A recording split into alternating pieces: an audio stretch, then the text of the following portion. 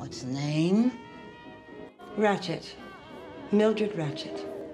Selamlar, hoş geldiniz. Ben Nebete. Netflix'in bir tane manyak fragmanlı bir dizisi vardı. Adı Ratchet. Kafadan gidik, antisosyal kişilik bozukluğuna sahip, sadist gibi görünen bir hemşirenin bir hastaneye kabul edilmesine ve onun kendi hayat hikayesine tanık olduğumuz bir dizi. Dizi normalde 1975 yapımı One Flew Over the Cuckoo's Nest yani Gugu Kuşu filmindeki Mildred Ratchet karakterinden esinlenerek ortaya sürülmüş bir fikir olarak karşımıza çıkmakta. Bu diziye kimler başlamalı sorusuna cevap vermek gerekirse, eğer gerçekten psikolojik gerilim, gizem dizilerine ve filmlerine aşinaysanız ve bu tür yapıtlara büyük bir ilginiz varsa izlemenizi tavsiye ederim. Sadece ağır bir dizi, hani böyle açtım, izledim, keyifliydi diyebileceğiniz bir dizi kesinlikle değil. Herkese uygun bir dizi olduğunu da düşünmüyorum ama diziye bir şans verirseniz biraz sınırlarınızı zorlayacağınızdan emin olabilirsiniz. Sanatsal olmasının yanında dediğim gibi ağır bir film. Bir yandan sizi görselleriyle, müzikleriyle, o dönemin ışıltısıyla etkilerken bir taraftan da hiç anlam veremediğiniz insanlığın kanını donduracak sahnelerle karşılaşıyorsunuz. O yüzden sahne geçişleri, müzikleri, o bize hapsetmek istediği duygu konusunda gerçekten başarılı.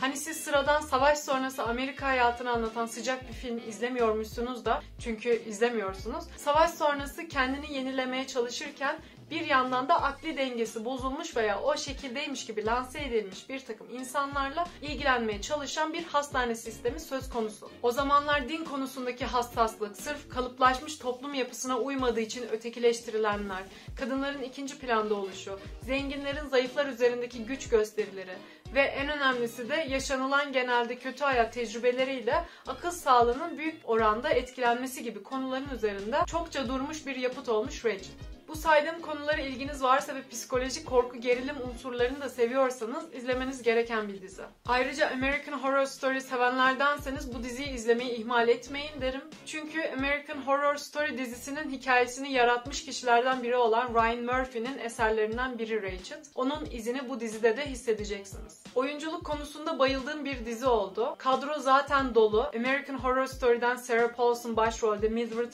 Ratchet'i canlandırmakta. Ayrıca kendisi ilk defa bu dizide bir baş kahramanı canlandırdı ki bu başlı başına zor olan Ratchet karakterini başarıyla yönettiğini düşünüyorum ben. Onun psikopat ama bir o kadar da duygusal kendisini, etrafında olup bitenleri anlama çabasını, karakter gelişimini izlemek gerçekten çok keyifliydi. Sharon Stone, Cynthia Nixon, Judy Davis, Finn Wittrock, John Briones gibi gerçekten kendini bu manyak karakterlere verebilen oyuncuların oyunculukları beni etkilemeyi başardı. Özellikle dizide oyunculuğunu en beğendiğim karakterlerden birini canlandıran Sophie Okonedo, çoklu kişilik bozukluğuna sahip Charlotte'u oynuyordu ve bir bedende birçok karakteri aynı anda geçişlerle birlikte çok başarılı bir şekilde yönetti. Bunu izlemiş olanların da bana bu Charlotte konusunda katılacaklarına eminim. Dizide hoşuma gitmeyen şeylerden biri Mildred karakterinin gelişirken çok fazla yumuşaması. Normalde fragmanda izlerken psikopat bir hemşirenin akıl hastalarına korkunç deneyimler yaşatacağını düşünmüştüm. Bu yüzden merak edip izlemeye karar vermiştim. İzledikten sonra bir bakıma evet ama hayır diyebileceğim bir sonuçla karşılaştım. Çünkü Mildred'a genel bir açıdan baktığımızda kendisince tarafsız bir karakter. Başlarda tek umursadığı, öz kardeşi gibi gördüğü Edmund'u kurtarmak. Normalde hastanede olan hastalar ya da meseleler bizim Mildred'ın pek umrunda değil. Kendisi bir hemşire dahi değil. Farkını kıvrak zekasıyla ortaya koyan bir karakter. Bunu bolca dizide görüyoruz. Bu Mildred karakterin o oturaklı, sert, kendini belli bir duvarın arkasına koyan tavrının fazla değişmesini görmek istemezdim. Daha gerilim dolu sahneler görmek isterdim. Sona doğru böyle aşka kayan bir hikaye dönmesini beklemiyordum. Güzel de düşünmüşler aslında ama günümüz filmlerinde bu artık klişe oldu. Kötü gibi görünen karakterin aslında yufka yürekli bir karakter çıkması gibi. Sona doğru dizinin bölümleri artık korku gerilim olmaktan çıktı. Daha yavaş bir tempo seyretti. Ben olsam bu seyrini değiştirmesini pek istemezdim. Çünkü fragmandan benim beklediğim dolu dolu psikolojik gerilim hikayesi ve sahneleriydi. Onun dışında Hak'ın ölüşü beni derinden yaraladı. Çünkü en garip görüntüsü olan ama en iyi kişiliğe sahip olan karakterdi kendisi. O kadar delinin arasında tek aklı başında olan bir karakterdi. Üzülmemek elde değil. Ama her zamanki gibi bu tür yapıtlarda iyileri her zaman öldürürler. Genel olarak Gugu Kuşu filminden etkilenmiş, toplumun farklı kesimlerine ilgi çekmeye çalışmış, Amerika'nın savaş sonrasında geçen bazı sahneleriyle insanın kendisini sorgulamaya iten bir dizi olarak çıktı karşımıza. Her ne kadar kadar ilk sezonun sonundaki tempo düşse de bir aralık bırakıldı dizinin devamı için. Bakalım bundan sonraki sezonlarda nasıl bir yol izleyecekler, bunu da göreceğiz. Gelelim bir de bu diziyi benim gözümden puanlayalım. Çok aman aman diyebileceğimiz bir hikayesi yoktu. Gerilim klişelerinden de. Ama bu tarz gerilim hikayelerini sevdiğim için güzeldi. Benim için keyifliydi. Sonunda bizim Ratched karakterimizin fazla yumuşaması olsun, sıradan bir sonla bitişi olsun. Bir tek bu beni üzdü. 6.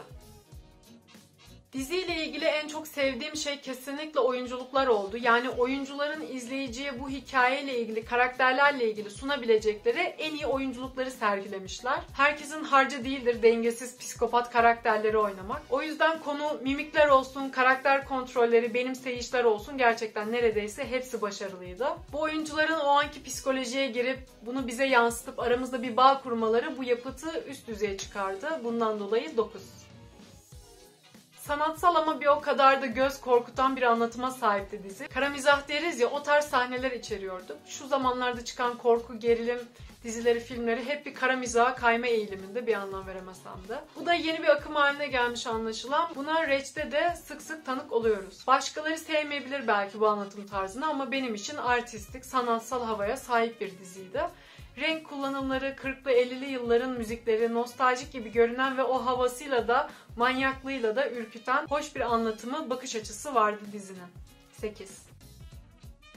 Müzikler ve görsel ögeler efsaneydi. Dediğim gibi ögeler sanatsal bir şekilde kullanılmıştı. Mildred'ın giyim kuşamı, hastanenin ortamı, o motelin bulunduğu konum, genel ayrıntıdan küçük ayrıntıya kadar hemen hemen her alanda çok hoş, besleyici görüntüler vardı. Müzikler de bunu destekler haldeydi. Güzel seçimlerde bulunmuşlar. 8. Mildred'ın çok güzel bir sözü vardı dizide. Annesinin intikamını almak isteyip 3 rahibe öldüren, daha öncesi Mildred ile üvey aileler tarafından yıllarca birçok iğrenç tacize uğrayan, daha fazla dayanamayıp kardeşini de korumak isterken o iki sapık üvey anne babayı katleden, ileride de öldürdüğü rahiplerden dolayı akıl hastanesinde zincirlenen kardeşi Edmund'ı diğerlerine karşı savunmak için söylediği bir söz var. He wasn't born a monster. Somebody turned him into one. O bir canavar olarak doğmadı. Birileri onu canavara dönüştürdü.